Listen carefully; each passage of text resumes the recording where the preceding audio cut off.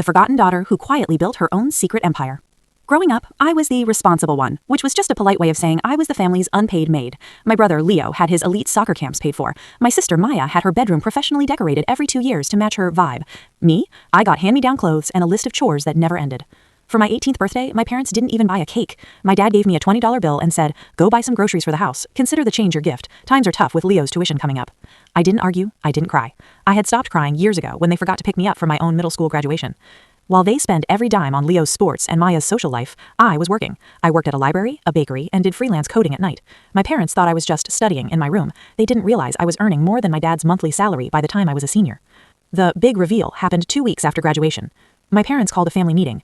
"Look," my mom said, looking everywhere but at me, "since Leo is going to a private college and Maya needs a car for her senior year, we've decided that you should stay home and work full-time. You can pay us rent and help with the housework. It's the modern thing to do to support the family." I looked at them. They looked so entitled, so sure that I would just say, "Okay," like I always did. "I can't do that," I said calmly. "Don't be selfish," my dad snapped. "We've provided for you for 18 years. "Actually," I said, pulling a folder out of my bag, "I've provided for myself since I was 15. And since you're worried about money, I thought you'd be happy to know you don't have to worry about me anymore."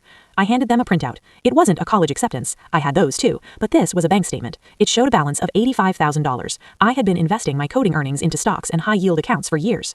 Then I handed them a second paper. It was a lease for a luxury apartment in the city, signed and paid for 6 months in advance.